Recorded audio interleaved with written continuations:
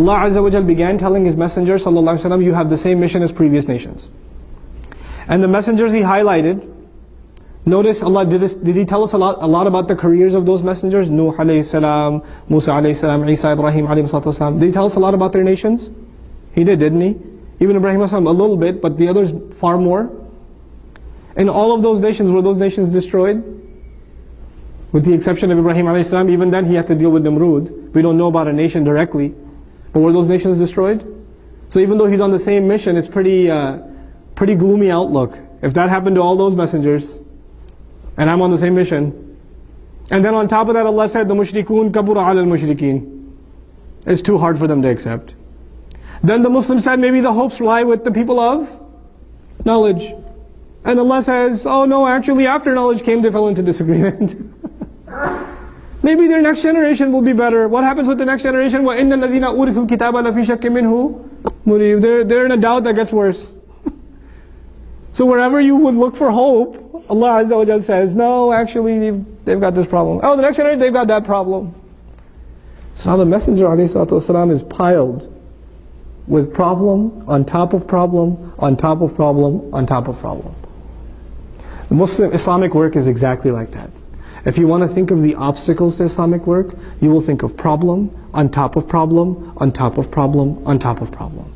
These people oppose to us, they want to prove the zoning, these people are, they don't support our organization, this one hates us, that one hates us, we got this problem, we got that problem, we got that problem. Every time you're trying to do something for the deen, there will be enough naysayers to tell you, no matter how much you do, no difference will come. Don't worry about it. There's all these efforts are happening, nothing changes ever. It's the standard uncle line, I call it. Brother, you can do everything you want, nothing will change. Nothing will change. There's got this gloomy outlook.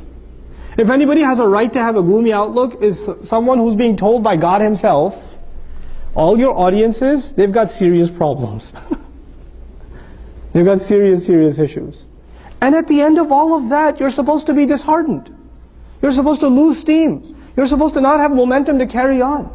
Allah says, فَلِذَلِكَ, and for that reason, talking about all of those problems as though they are a reason, فَلِذَلِكَ فَادْعُوا, then for that reason you should invite. I thought all of these are reasons not to invite. Because all of these are reasons to say, what's the point? I was expecting, فَلِذَلِكَ لَا تَدْعُوا أُتْرُكُمْ. Leave them alone, what's the point?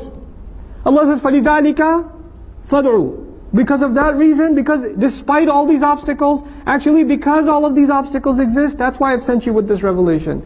Come, invite them. وَاسْتَقِمْ كَمَا أُمِرْتَ, and you remain firm as you've been commanded. You are not standing firm because these people have good potential, or because the outlook in the future is very positive, or because the trends are looking good. Those are none of those are reasons for you to stay on task. Your reason to stay on task is you've been commanded. Whether the whole masjid is full of people that are praying, or there's nobody here to pray, you pray. You pray. Don't look around and say, nobody comes here, why should I come here? You can't do that. وَاسْتَقِمْ كَمَا أُمِرْتَ. Just like that in Islamic work. We don't think of that in salat, right? Salat, no matter where you are, you make salat. Why? Because you think of it as an individual obligation. When it comes to collective work, we say nobody else is joining this organization. Nobody else is helping out at that meeting. Everybody else shows up late to the meeting. Nobody else volunteers. Why should I? Allah says, no. You're not doing work in any capacity for Islam because what you see around you. You're doing it because you've been commanded. You see it as something that you have to do. وَاسْتَقِمْ كَمَا أُمِرْتَ وَلَا تَتَّبِعْ أَهْوَاءَهُمْ. Very perfect placement of the phrase. And don't follow their empty desires.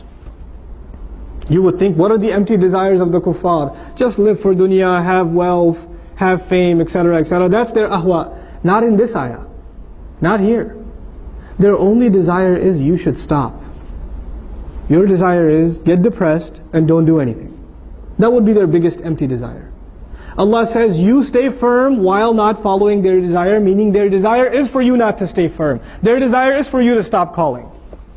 If you get depressed, then they have gotten what they wanted. If you get overwhelmed, then they got exactly what they wanted. What's the, وَلَا تَتَّبِعْ أَهْوَاءَهُمْ.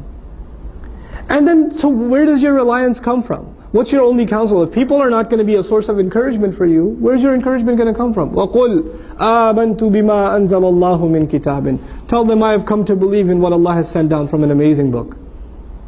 My iman, my reliance, my trust is in Allah's word. Allah's word becomes my counsel. For the person who's working for Allah's deen in any capacity, the word of Allah is his counsel. It's the word of Allah he turns to get motivation to keep going, to deal with his problems, to soften his heart, to alleviate the sadness. That's where he goes, the word of Allah. That's where she goes, the word of Allah. آمَنْتُ بِمَا أَنزَلَ اللَّهُ مِنْ كِتَابٍ